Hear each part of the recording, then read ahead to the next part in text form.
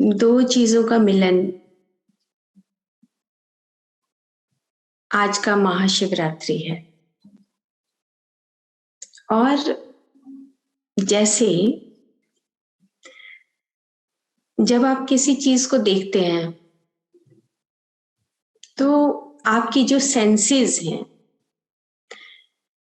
आप कोई भी चीज सुनते हैं, देखते हैं, महसूस करते हैं, स्वाद लेते हैं, तो आपकी जो सेंसेस हैं जो महसूस करती हैं, और एक दुनिया ऐसी है जो इन सेंसेस से परे है। जैसे जो अनुभव आप अनेक शक्तियों के साथ करते हैं, उन शक्तियों का जो अनुभव है वो पूरी दुनिया अलग है। और जो सेंसेस की दुनिया है जिससे आप दुनिया को देखते हैं, तो दो तरह के ब्रह्मांड हो गए। इसको बहुत गहराई से समझने की जरूरत है। ये दोनों ब्रह्मांड हमारे साथ ही रहते हैं। जैसे हम बोलते हैं पुरुष और प्रकृति। पुरुष मतलब जो सेंसेस से परे है, कुछ नहीं करता, वो शाश्वत है, अनादि है, अनंत है। और प्रकृति क्या करती है? वो सृजन करती है। तो हम दो ब्रह्मांडों के साथ रहते हैं हमेशा। एक ब्रह्मांड है जिसमें हमें सेंसेस के माध्यम से हम पूरी दुनिया को देखते हैं, समझते हैं, आगे बढ़ते हैं। अब हम में से ही बहुत सारे लोग किसी किसी चीज को लेकर पकड़ लेते हैं कि सेंसेस से देखा, अच्छा ये इतनी बड़ी दुनिया है, इतनी बड़ी धरती है, चलो इस धरती के ऊपर कब्जा कर लेते हैं। अरे इतना अच्छा है, चलो इसके ऊपर कब्जा कर लेते हैं। तो जब हम सेंसेस से, अपनी आंखों से देखते हैं, सुनते हैं और महसूस करते हैं, तो ये सारी चीजें जो देखने वाला ब्रह्मांड है, इस देखने वाले ब्रह्मांड को हम देखते रहते हैं और कई कई जन्मों तक हम पार कर जाते हैं। फिर समझ आता है कि अरे ये तो दुनिया बदलती हुई दुनिया है, आगे बदलती है। हमारा एक पड़ाव है जहां पर हम देखते हैं कि 200 गज के घर से ठीक चलेगा, 500 गज के घर से ठीक चल जाएगा, लेकिन फिर एक पड़ाव आता है, नहीं नहीं इससे बड़ा घर ले लेते हैं। सेम इसी तरीके से हम एक दूसरी दुनिया में भी कदम रखते हैं। अंदर से हमेशा हमारी इच्छा, एस्पिरेशन बनी रहती है कि हम शायद यहाँ पे ना ठहरे, हमें और आगे बढ़ना है। हम अपने आप की संपूर्णता को प्राप्त करना चाहते हैं। तो दो ब्रह्मांडों की दुनिया हमारे साथ ही चलती रहती है। किसी ने हमें चीट कर दिया तो दिल करता है कि बस अब तो हम छोड़ के चले ही जाएं दुनिया, और हम इस धोखे से निकलकर, हमें तो संपूर्णता की प्राप्ति करनी है। छोटी छोटी ठोकर लगती हैं तो हम दूसरी दुनिया में पहुंच जाते हैं। भगवान को याद करते हैं, आंखें बंद करते हैं, ध्यान करते हैं और अनेक अनेक दिव्य स्वरूपों को जानने की कोशिश करते हैं, और कोशिश भी करते हैं कि हम वैसे दिव्य स्वरूप कैसे बने। फिर आंखें खोलते हैं तो फिर हमें वही बाहर की दुनिया दिखाई देती है, और बाहर की दुनिया देखते ही हम फिर से अपने आप को मजबूत करने लगते हैं कि नहीं, अभी हम बदलेंगे। तो कहने का मतलब ये हुआ कि हम दो ब्रह्मांडों के साथ चलते रहते हैं। कभी हम अपने दिव्य स्वरूप को देखते हैं और कभी हम अपने उस भौतिक स्वरूप को देखते हैं। लेकिन जो पुरुष है और प्रकृति है, उन दोनों का जो काम है वो बिल्कुल अलग अलग है। सृजन करना यानी कि जो चीजें हम देखते हैं धरती पर, वो चीजें आगे बढ़ती हैं, कभी रुकती नहीं। लेकिन हम उन चीजों के साथ रुक जाते हैं। ये मेरे बच्चे हैं, मेरा घर है। खलील गिब्रान बोल गए कि ये आपके बच्चे नहीं हैं, आपके माध्यम से ये आपके बच्चे आए हैं, पर ये आपके बच्चे नहीं हैं। पर कौन समझा? कोई नहीं समझा। जो समझ गए वो अपने दिव्य स्वरूप को पहचान गए। तो हम जब इस भौतिक दुनिया को देखते हैं तो उसी को हम माया का रूप कह देते हैं। ये माया नहीं है, ये हमारे सामने जो हम देखते हैं उन चीजों के साथ जब चिपकना सीख जाते हैं, तब हम इस माया को माया बोलते हैं। अदरवाइज माया नहीं। ये माया से हटकर एक दुनिया है जिसको हम सीखते हुए आगे बढ़ते हैं। तो हम क्या करते हैं कि हम चिपकना सीखते हैं, कंडीशनिंग सीख जाते हैं। जैसे ये मेरी धरती है, मेरा घर है, मेरे बच्चे हैं, मेरा कपड़ा है, मेरा कमरा है, मेरा फोन है। कितनी सारी चीजों में हम उस कंडीशनिंग को सीखते रहते हैं और फिर इसी बात को हम माया का दर्जा दे देते हैं। गलती कहाँ पर करते हैं? गलती हम करते हैं कि इन दो ब्रह्मांडों को हम समझ नहीं पाते। मतलब कि जब हम इस धरती पर आते हैं, इस शरीर के भीतर उस दिव्य स्वरूप को लेकर आते हैं, तो इस शरीर के काम को भूल जाते हैं कि शरीर का आखिर काम क्या था। जैसे कुछ एपिसोड पहले हमने बात की थी कि ये जो आपका दिल है, ये सिर्फ एक पंपिंग मशीन थोड़ा है। जब हम एनाटॉमी को पढ़ते हैं तो हम ये देखते हैं कि अरे ये तो हार्ट एक पंपिंग मशीन है, खून आ रहा है, खून जा रहा है, वहां से पार करता है और पूरे शरीर में हार्ट के माध्यम से पूरे शरीर में हमारा रक्त संचार होता है। लेकिन जब हम दिल की बात करते हैं, दिल के और भी बहुत सारे स्वरूप हैं। वो ही स्वरूप जानने के लिए हम उस दूसरे ब्रह्मांड में कदम रखते हैं। जब हम उसी हृदय से दूसरों के साथ प्रेम करते हैं तो पंपिंग मशीन हट जाता है। फिर पंपिंग मशीन हटकर फिर हम प्रेम करना सीखते हैं। जैसे हम भगवान के स्वरूप को देखते हैं। स्वरूप तो शरीर ही दिखता है, लेकिन उनके हर एक अंग में एक उनका दिव्य स्वरूप बह रहा होता है। जब हम उनके चरणों में देखते हैं तो हमें कैसा महसूस होता है? जब हम उनके संदेश सुनते हैं तब कैसा महसूस होता है? तो हमारे शरीर का कोई भी अंग जब हमें मिलता है तो सिर्फ एक पंपिंग मशीन नहीं है, एक सिस्टम नहीं है। उस सिस्टम से बाहर उसको जानने की जरूरत है।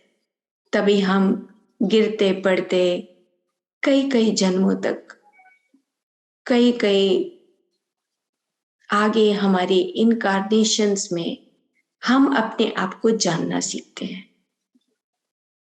अब क्या होता है कि हमारा जो भौतिक संसार है और हमारा मनस जो मन है,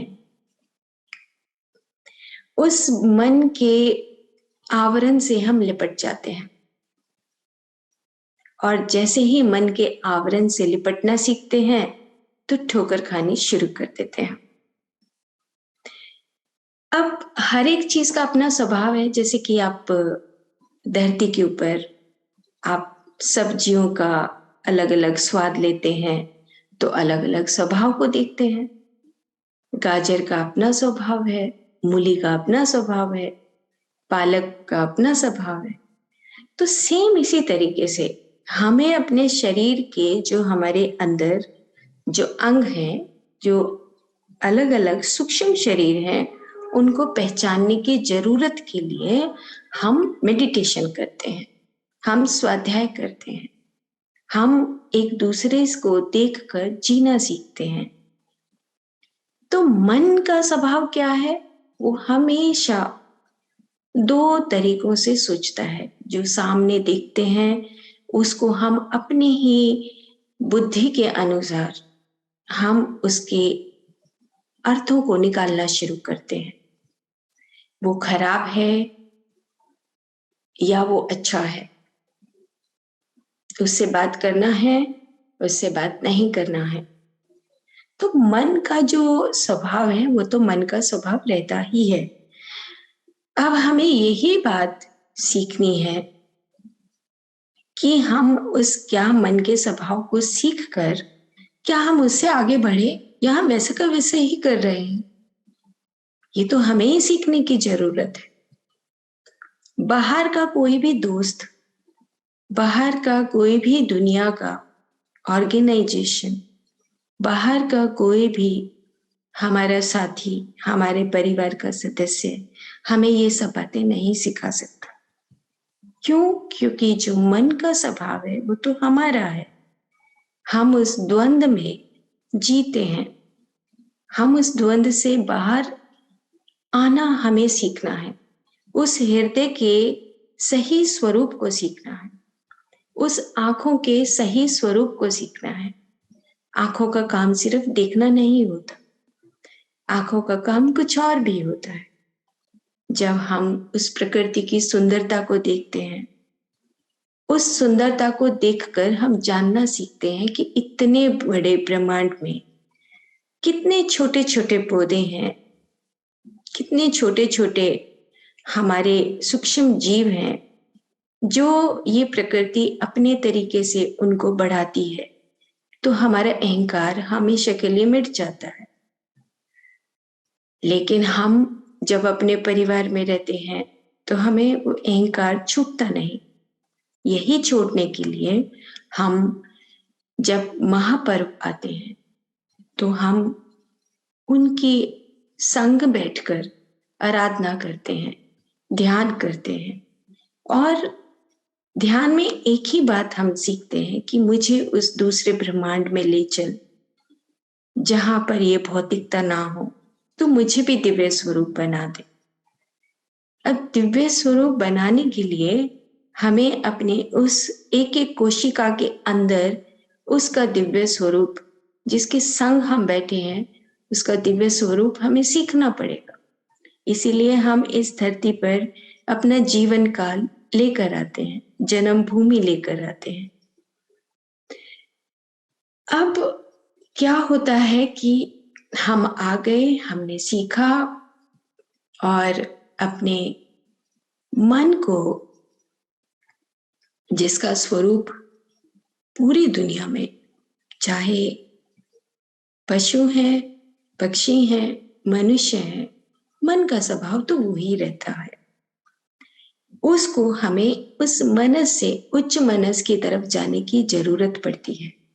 उच्च मनस मतलब हमारी बुद्धि का विकास होना। हम जब बुद्धि का विकास करते हैं तो धीरे धीरे हमें पता लगता है कि हमारे हाथों में कितनी शक्तियां हैं। हमारे हाथों की शक्तियों को हम जानना सीखते हैं, हमारे पैरों की शक्तियों को सीखते हैं। जब आप किसी भी भगवान के स्वरूप को देखते हैं तो उसके हाथों की शक्तियों को जानते हैं। मांसपेशियां तो वही हैं, हड्डियां वही हैं, पर हाथों में कुछ अलग ताकत है। वो क्या है? वो दूसरे ब्रह्मांड में दूसरा ब्रह्मांड, जहां पर हमारा एनर्जी सिस्टम, ऊर्जा सिस्टम चलता है। भौतिकता नहीं चलती, ऊर्जा सिस्टम चलता है। तो हम अपने आप को एक शक्तिशाली जीव समझें कि हम इस धरती पर जब आते हैं तो हम सीखने के लिए आते हैं। और झुकने के लिए आते हैं, ह्यूमिलिटी। अगर हम अहंकार में तने रहें, झुके नहीं, तो फिर हम टूट जाएंगे, खत्म हो जाएंगे। नेक्स्ट लाइफ फिर से आएगा, फिर झुकना सीखेंगे।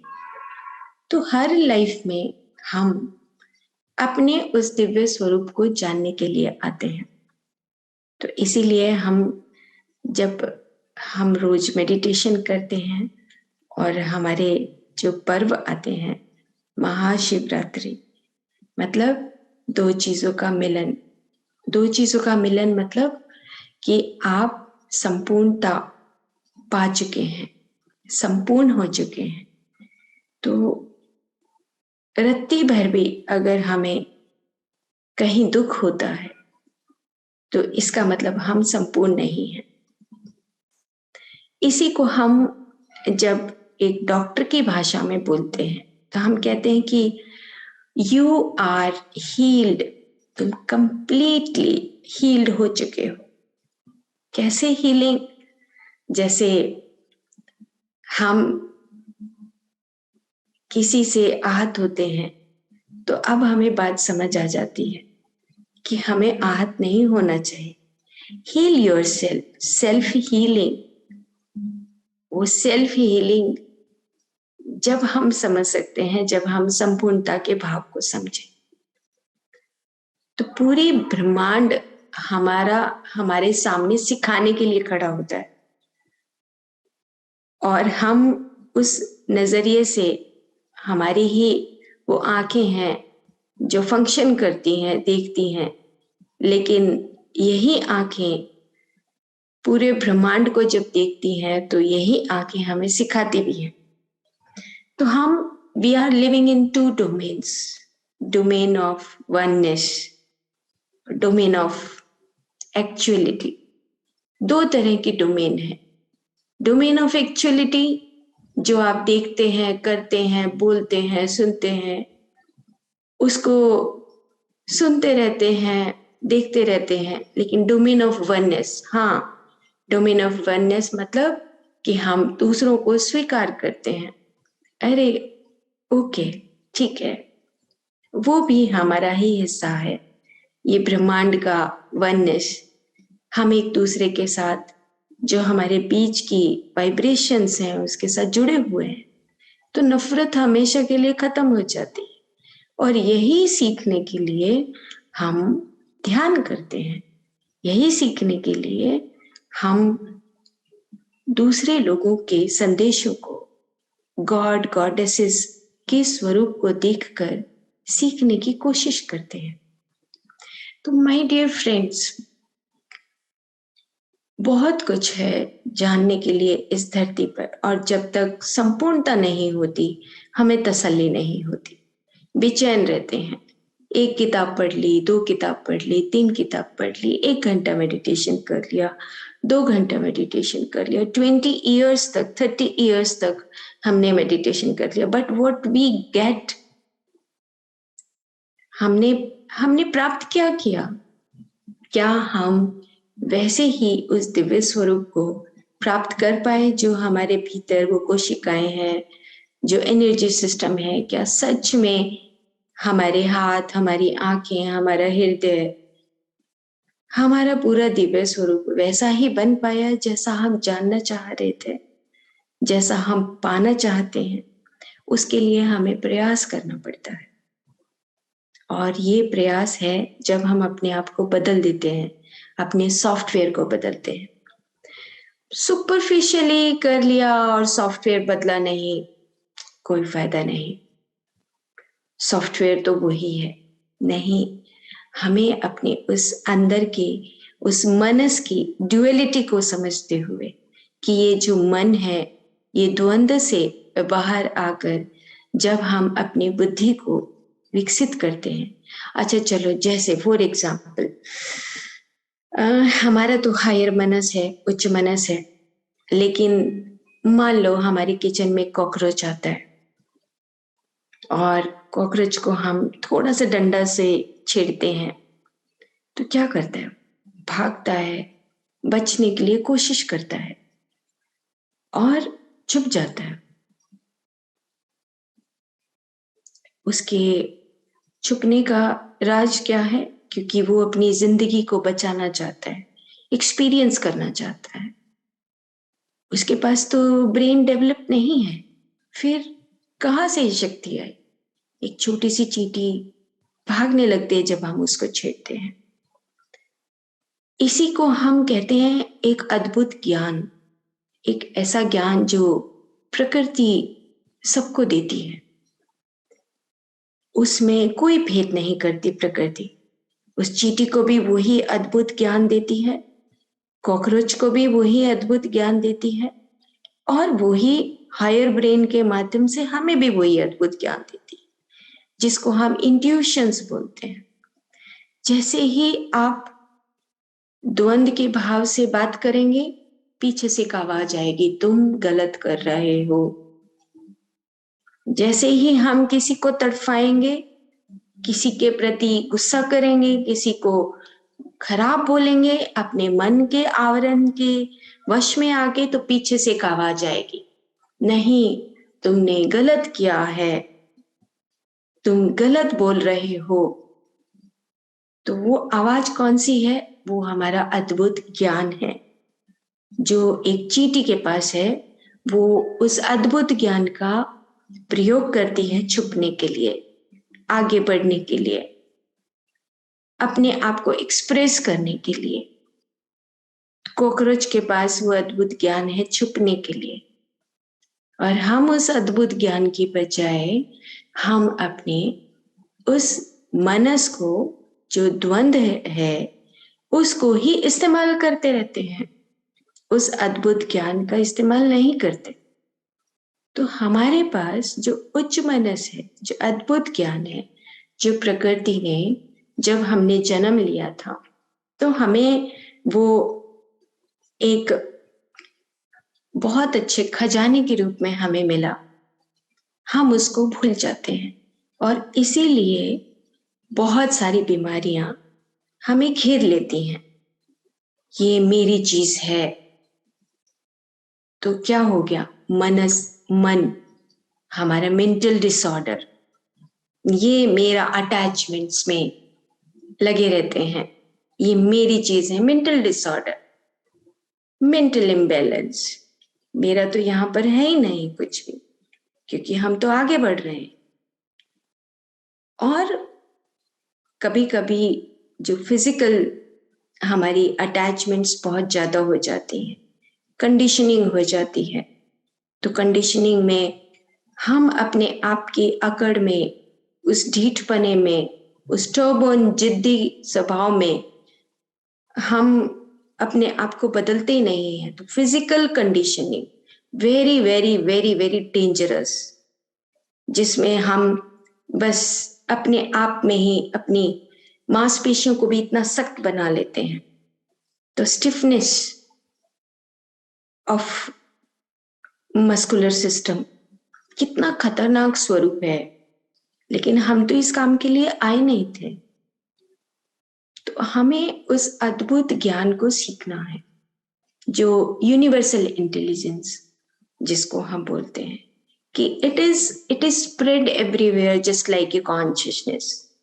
जैसे चेतना पूरे ब्रह्मांड में फैला है, ऐसे ही यूनिवर्सल इंटेलिजेंस पूरे ब्रह्मांड में है। प्रकृति को आप नहीं सजा रहे हैं, प्रकृति को आप नहीं बना रहे हैं, छोटे छोटे पौधों को आप उनका उम्र नहीं लगा रहे हैं, चींटी, कीड़े मकोड़े, पशु पक्षियों को आप जिंदा नहीं रख रहे हैं। सो काहे का अहंकार? कौन है आप? यही पहचानने के लिए हम इतने सारे प्रयास करते हैं। तो हमारे पास जो अद्भुत ज्ञान है, we have many intuitions whenever we talk, whenever we think. सोच के वक्त भी हमें अंदर से एक आवाज आती है कि तुमने गलत सोचा, उस चीज को पकड़ना सीखो। जब हम उस चीज को पकड़ते हैं तो हम शायद अपनी उस कॉन्शियसनेस को, उस चेतना का विस्तार करते हैं। तभी एक चींटी कॉकरोच के स्वरूप में आती, क्योंकि वो विस्तार करती है, और हम उसको डराना सिखाते हैं। the expansion of consciousness through fear. But यहाँ पर तो हमारे पास ऑलरेडी अद्भुत ज्ञान का सॉफ्टवेयर है, बहुत बड़ा है, because we are a very big conscious beings. So इसीलिए माय डियर फ्रेंड्स, हम तो दुनिया को हेल्प करने के लिए आए हैं. हम तो ऑलरेडी विकसित हैं ही. तो कौन सी दुनिया? जो पौधों की दुनिया है, पक्षियों की दुनिया है, पशुओं की दुनिया है, जिनका बुद्धि का विकास नहीं हुआ है. धीरे धीरे वो अपने आप ही सीख रहे हैं. लेकिन मनुष्य का ड्यूटी क्या बनता है? To help them. इसीलिए एक मनुष्य अपनी मानवता के साथ, अपने दिव्य स्वरूप के साथ इस धरती पर आता है. तो अद्भुत बुद्धि आपको universal intelligence, you just learn कि हमारे पास ऑलरेडी है. तो जब आप कैसे आएगा वो? जब आप सरेंडर करेंगे अपने मन को. यू सरेंडर, ये जो क्लेवरनेस है इसको छोड़ देंगे, चालाकियां छोड़ देंगे, मास्टर प्लान छोड़ देंगे, miss interpretations of the words छोड़ देंगे. तब आपको पता लगेगा सत्य तो वहीं खड़ा है, हम ही उस माया में उलझ गए थे. तो सत्य वहीं पर ही है, हम उलझ गए थे. हमें उस यूनिवर्सल इंटेलिजेंस को यूज करना नहीं आता था. अब हम जान गए. तो my dear friends, thank you so much कि हम कॉन्टिन्यूसली मेडिटेशन करते हैं. और कोशिश करिए कि पढ़ाई लिखाई छोड़कर अपने उस साइलेंस में जाएं, सीखें. आराम से बैठ जाएं आप अपने आंगन में, बेड के ऊपर आराम से बैठ के फिर से एक नई दुनिया शुरू करो कि मैं अब से एक छोटे बच्चे की भांति इस पूरे दुनिया को एक नए नजरिए से देखता हूं. और जब आप एक उस नए नजरिए से देखते हैं तो आपके लिए बहुत खूबसूरत दिन आने वाले हैं, क्योंकि आप उस मनस के उस द्वंद से बाहर आ जाएंगे, जहां पर जो ये अद्भुत बुद्धि है वो आपका इंतजार करती है. पीछे से कॉल करती है, वो एवरी मूवमेंट वो कॉल करती है कि अरे खड़े तो हो, एक बार नेचर में चलते हैं. नहीं नहीं, मैं तो यहीं बैठा हूं. ठीक है, okay, you are just with your mind, it's okay. But आप अंदर से उस आवाज को जिस दिन सुनना सीख जाएंगे, उस दिन आप दिव्य स्वरूप में आ जाएंगे. Because already you have inheritance है आपके पास उस दिव्य स्वरूप का. बस पहचानने की जरूरत है. ओके. अन्नपूर्णा महाशक्ति, अमेजिंग. जैसे ही खाना खाएं जरूर महाशक्ति को याद करें. जैसे पानी पिए, चाय पिए, रिमेंबर कि हाँ, ये महाशक्ति मेरे पास है. उसी शक्ति से मैं बन रही हूँ, मैं अपने आप को बना रही हूँ, उसी महाशक्ति के स्वरूप में आ रही हूँ. जब तक हम ये सारी उनका ज्ञान, उनकी एजुकेशन महाशक्ति की अपने भीतर नहीं समेट लेते, तब तक हम संपूर्ण नहीं हो सकते. तब तक हम एनलाइटेंड के रास्ते पर चलते ही रहेंगे, एनलाइटन नहीं हो सकते.